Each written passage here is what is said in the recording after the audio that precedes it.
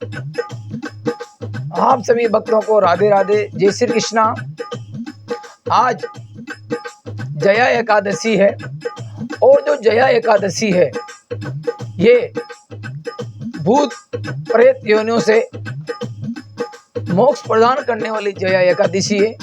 इस पे ज़्यादा व्रत करना चाहिए और दान पुण्य करना चाहिए कि जया एकादशी व्रत का बहुत बड़ा महात्म्य बताया गया है। तो कथा आप सभी श्रवण करें जया एकादशी की। धर्मराज युधिष्ठिर बोले, हे भगवान, आपने माघ माह के कष्ट पक्ष की षटतिला एकादशी का अत्यंत सुंदर वर्णन किया है। अब कृपा कर माह के शुक्ल पक्ष की एकादशी का कथा का वर्णन करें। इस एकादशी का नाम क्या है और विधि विधान से देवता और कौन सा है। तो श्री कृष्ण भगवान बोले, हे राजन, माघ माह की शुक्ल पक्ष की एकादशी का नाम जया है। इस एकादशी के व्रत से मनुष्य ब्रह्म हत्या से पाप से छूट जाता है और अंत में उनको स्वर्ग की प्राप्ति होती है। इस व्रत से मनुष्य को योनि अर्थात भूत प्रेत योनि से विधि पूर्वक पाप से हट जाता है और इस योनि से निकलकर वो स्वर्ग को प्राप्ति करता है। और इस व्रत को पूरी श्रद्धा से विश्वास करना चाहिए। एक कथा भगवान श्री कृष्ण युधिष्ठिर को सुनाते हैं। एक समय इंद्रनाथ लोक में अपनी इच्छा अनुसार अप्सराओं के साथ रमण कर रहा था, तो गंधर्व गान कर रहे थे। वहां गंधर्वों के प्रसिद्ध पुष्पवंत उसकी लड़की तथा चित्रसेन की स्त्री मलिन थे। सब उस समय जगह मलिन का लड़का पुष्पवान और उसका लड़का माल्यवान भी था। उस समय पूर्णेवती नामक एक गंधर्व स्त्री माल्यवान को देखकर मोहित हो गई और काम बाण से चलायमान होने लगी। उसने रूप, सौंदर्य, हाव भाव आदि सुंदर रूप और हाव भाव आदि द्वारा माल्यवान को अपने वश में कर लिया। पुष्पवती के सौंदर्य को देखकर माल्यवान भी मोहित हो गया। अतः दोनों कामदेव के वश में हो गए। फिर इंद्र के बुलाने पर नाच गाने के लिए जाना पड़ा और अप्सराओं के साथ गाना शुरू किया, परंतु कामदेव के प्रभाव से इसका मन न लगा और अशुद्ध गाना गाने लगे। इनकी भाव भंगियों को देखकर इंद्र ने इनके प्रेम को समझ लिया और इसमें अपना अपमान समझ इंद्र ने श्राप दे दिया, तुम स्त्री पुरुष के रूप में मृत्युलोक में जाकर पिशाच का रूप धारण करो और अपने कर्मों का फल भोगो। इंद्र का श्राप सुनकर ये अत्यंत दुखी हुए और हिमाचल पर्वत पर पिशाच बनकर दुख पूर्वक अपना जीवन व्यतीत करने लगे। रात दिन में उन्हें एक क्षण भी निद्रा नहीं आती थी। इस स्थान पर अत्यंत सर्दी थी।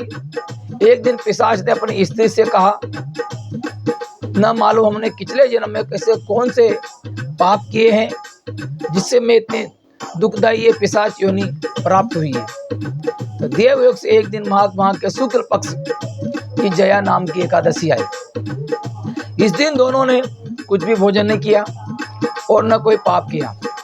इस दिन केवल फल फूल खाकर एक दिन व्यतीत किया और महान दुख के साथ पीपल के वृक्ष के नीचे बैठ गए और रात्रि इन दोनों ने एक दूसरे से चिपटकर बड़ी कठिनता से बिताई।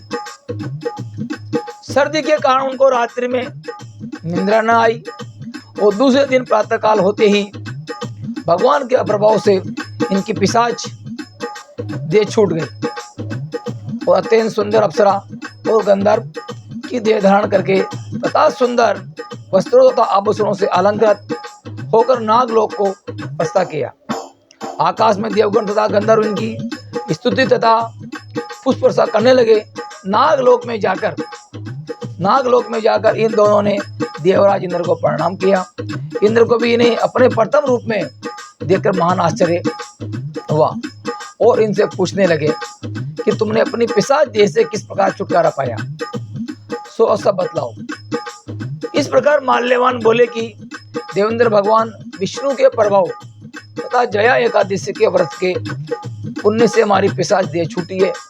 इंद्र बोले, हे माल्यवान, एकादशी व्रत करने से तथा विष्णु के प्रभाव से तुम लोग पिशाच की देह को छोड़कर पवित्र हो गए हो और हम लोगों के भी वंदनीय हो, क्योंकि शिव भक्त लोगों के वंदना के करने योग्य हैं।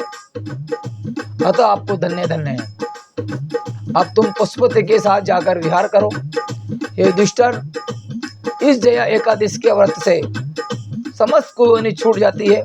जिस मनुष्य इस एकादशी का व्रत करता है, इस एकादशी को पूरी श्रद्धा के साथ करता है, इस एकादशी पर दान पुण्य करता है, तो जो सभी भूत प्रेत योनियां जो हमारी आत्माएं भटकती रहती है, वो मोक्ष को प्रदान होती है।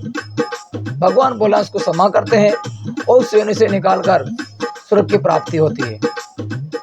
तो जाने अनजाने में उस पिशाच ने और उसने पत्नी ने उनसे व्रत भी हुआ, भूखे भी रहे, तो उनकी पिशाच योनि छूटी। फिर वापस अपने लोक को, नागलोक को पहुंचे।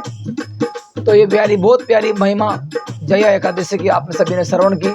आप सभी कथा को आप भी सुने और सभी को भी सुनाएं, इससे भी आप पुण्य के भागी हो जाते हैं। तो बोलो जया एकादशी महारानी की जय हो। ओम भगवते वासुदेवाय नमः। ओम भगवते वासुदेवाय नमः। ओम भगवते वासुदेवाय नमः। ओम भगवते वासुदेवाय नमः। ओम भगवते वासुदेवाय नमः। जय हो एकादशी महारानी की। श्री शिवाय नमस्तुभ्यं। राधे राधे।